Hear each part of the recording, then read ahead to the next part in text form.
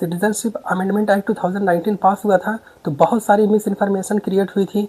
तो आज आप सिटीजनशिप अमेंडमेंट एक्ट 2019 के बारे में क्या सोचते हैं और ये एक्चुअली क्या है?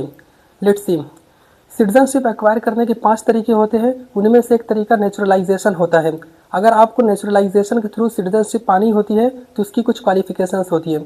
जैसे आपको भारत की संविधान की 8 शेड्यूल की 22 भाषाओं में से किसी एक भाषा की अच्छी जानकारी होनी चाहिए, आपका कैरेक्टर अच्छा होना चाहिए, आप किसी ऐसे देश से हो जिस देश में भारत के नागरिकों को उस देश की नागरिकता लेने से कोई रोक ना हो, आपको 1 साल भारत में कंटिन्यूसली रहना पड़ता है और 1 साल से पहले का 14 साल में से 11 साल आपको भारत में रहना पड़ता है, मतलब टोटल आपको भारत में 12 साल रहना पड़ता है।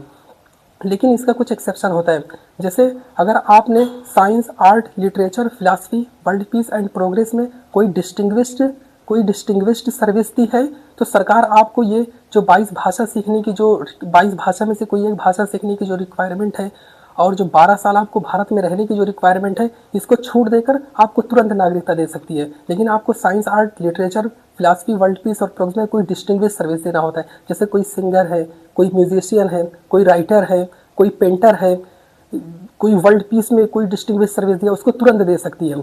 अब सिटीजनशिप अमेंडमेंट एक्ट 2019 के द्वारा किया गया कि पाकिस्तान, अफगानिस्तान और बांग्लादेश से 6 रिलीजियस कम्युनिटी के लोग, जिसमें मुस्लिम नहीं है, हिंदू है, क्रिश्चियन है, बौद्ध है, पारसी है, जैन है और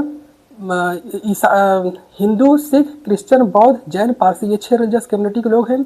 अगर उनमें से कोई 31 दिसंबर 2014 से 31 दिसंबर 2014 या 31 दिसंबर 2014 से पहले भारत में आया है तो जो नेचुरलाइजेशन के थ्रू भारत में रहने की जो रिक्वायरमेंट 12 साल हुआ करता था, 12 साल आपको भारत में रहना पड़ता था, उसको घटा के 6 साल कर दिया गया है। मतलब अब उनको 6 साल भारत में रहना पड़ेगा। 6 साल में से 1 साल तो उनको कंटिन्यूसली रहना पड़ेगा और 1 साल से पहले का जो 14 साल है उसमें से उनको अब 5 साल रहना पड़ेगा।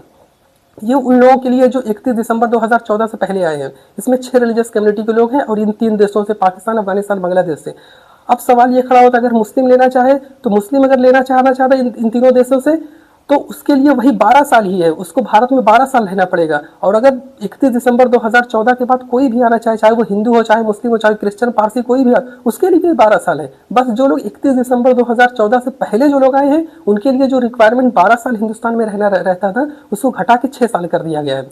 और दूसरा प्रावधान सिटीजनशिप अमेंडमेंट एक्ट 2019 के द्वारा क्या किया गया है कि पाकिस्तान, अफगानिस्तान, बांग्लादेश से जो ये 6 रिलीजियस कम्युनिटी के लोग 31 दिसंबर 2014 से पहले आए हैं, अगर उसमें से कोई इलीगल माइग्रेंट है, मतलब अवैध घुसपैठिया है, तो उसको इलीगल माइग्रेंट नहीं ट्रीट किया जाएगा।